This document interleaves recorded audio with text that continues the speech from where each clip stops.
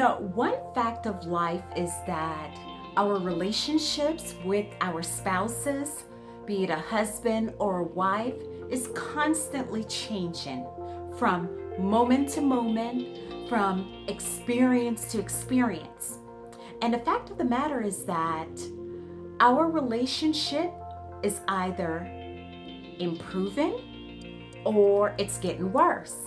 So if your relationship with your spouse falls in the latter category, that is, it's getting worse, then you definitely want to stick around for this video. Because in this video, I am going to share with you some pointers on how to reconnect with your spouse. Number one, you have to be willing to put in the work. So many people feel as if though after they get that person, meaning after they, you walk down the aisle and you put a ring on it, that you no longer have to put in the work. All the work ends there. And you're not devoting energy to make sure that your relationship is growing and things are going better, things are going forward, not backwards. Look at any major star. It could be a sports star. Do you think that they just, once they make the team, that they no longer spend time to develop their craft? Think about LeBron James. He's one of the best basketball players in the world. Do you think that LeBron James, once he went back to his home team, Cleveland, that he's like, you know what? I'm not going to show up for practice. I'm not going to, wake up early to do my workouts. Take, for example, Beyonce.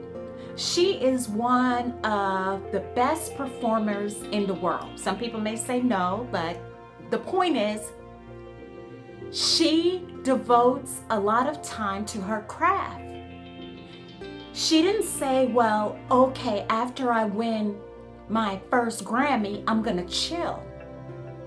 I'm not going to devote time to my craft. I'm not going to devote time to developing my skills. The same applies to our relationships. If we want our relationships to evolve, if we want our relationships to work, we have to put in the time. We have to put in the effort to make our relationship work, because it's not going to magically work out.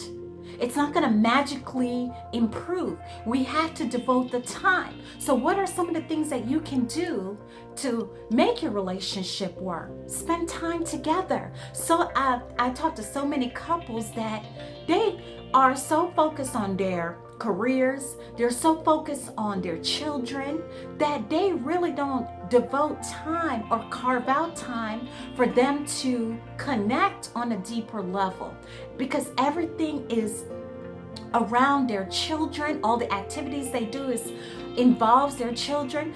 I'm not saying that you shouldn't have time for family time. That's very important. However, you should be devoting time for just you and your mate to connect.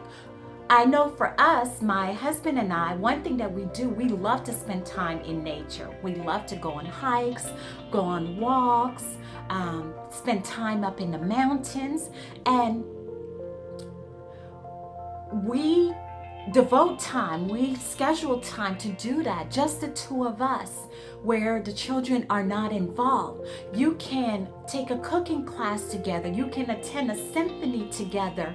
Just go to the park and have a picnic.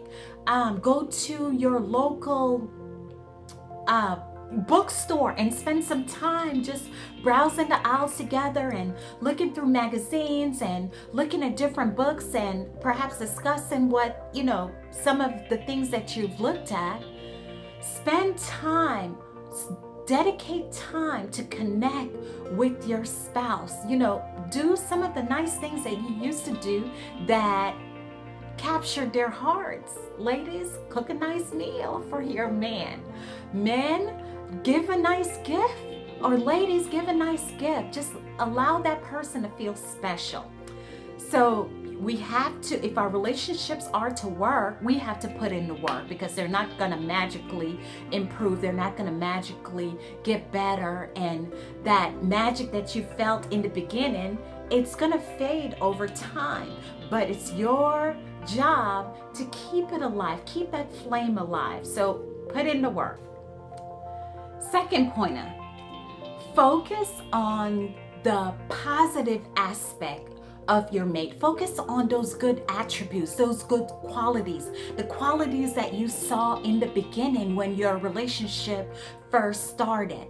You know, I know back maybe 7 or 8 years ago, I used to complain and nag my now husband. At the time he wasn't my husband. Just nag him. Who wants to be with a woman or a man it's normally the woman actually, that's constantly nagging? No one wants to be with someone that's constantly looking for the negative things. The fact that he didn't put down the toilet seat, the fact that he didn't help you with the children today, or he didn't help out with homework, or he didn't tell you that you look nice in that beautiful dress, or he didn't tell you, oh, you just came home from the hairdresser. Oh, he didn't say, honey, your hair looks so beautiful. Stop it. Stop looking for the negative. You know, as human beings, we often try to gravitate towards the negative. That's how our minds are. But we can change that. Look for those positive things, because our mates are doing lots of positive things. There are many positive attributes about our mates. So one way in which you can focus on the positive things is that for the next 30 days, every day for the next 30 days, write down one thing that you love about your man. Write down one thing that you love about your woman. And at the end of those 30 days, you want to deliver that list to them. I mean, think about it. When you read, when he or she reads all those things about, all the things that you love about him, how will that make him feel? And in turn, how will that make you feel? Whatever we focus on expands. Whatever we focus on grows. So if we focus on the negative, we'll always find more negative things to focus on. If we focus on those positive things, no matter how small or minute it is, we will always we will always be presented with other positive things for us to focus on. So focus on the positive aspect, and the negative will just diminish. It'll fade away. Okay, so focus on Okay, my third tip is this, and this is particularly for the ladies. Ladies, stop sharing your relationship issues with your friends. Stop posting up at the coffee station at your work and telling your friends, girl, this is what he did to me, or this is what he did. He didn't do this and he didn't do that, or he did this and he did that, and I can't stand it. Stop doing that. Stop calling up your friends on the phone and telling them all the shit that is happening in your relationship. Your friends aren't psychologists. They're not counselors. The person that you should be talking to about your relationship is your mate. They're the ones that are involved in it, and they're the ones that can help you to shift this, not your friends. Most likely, half of your friends are in relationships that are troubled. They're in relationships that they don't feel valued. And if you're going and pouring all your negativity, what do you expect them to give you? Remember, birds of a feather, they flock together. So if you're just talking about the bullshit parts of your relationship to your friend, they're ready to listen, and they're going to offer you bullshit. okay? And your relationship is not going to flourish. It's not going to grow. You're not going to get closer with your men. In fact, you're going to distance yourself from your men. The one thing that I don't do is I don't discuss my relationship with other people. Let me reframe that. I don't discuss any negative aspects or what I see as negative, quote unquote, but actually it's just an opportunity for growth and expansion. I don't discuss those trouble parts with anybody, because no one is going to help me with that unless my husband and I are going to a counseling session. None of my friends can help me. My parent cannot help me. So I'm not going to discuss any of that with them. I'm going to sit down and talk to my husband. If there's an elderly person that's been married that's pretty wise, then perhaps so. But I've never done that, but that's also an option for you. But stop acting like damn CNN and broadcasting your stuff all around. And also stop watching those reality TV shows, which there actually aren't reality. There's just a bunch of garbage that tells you how this is what a relationship is supposed to be, and they gossip and talk. Stop doing that, because you know what? The messages that they portray on those shows, they seep into your mind and you start to behave like them. It's not normal. Watch things that are uplifting. Watch programs where people have positive and empowering relationships. And then you can mimic those traits or those characteristics in your relationship. But if it's not helping you to grow, it's causing you to decline. So stop watching that shit. Stop telling people about your relationship and talk your issues over. Seek a counselor's advice if you need to. But stop it. Just stop it, stop it, stop it. Okay, my final tip on how to connect with your spouse is to stop trying to control them, okay? Stop trying to control them and love them unconditionally. Man, I am the one to tell you that I was a control freak. 7, 8, 9 years ago, I was a control freak, and I had the wrong idea of what a relationship was. At that time, I was trying to tell my mate, I wanted my mate to fit into a mold of my expectation. I wanted to impose my expectations on him. I wanted to mold him into the person that I thought he should be.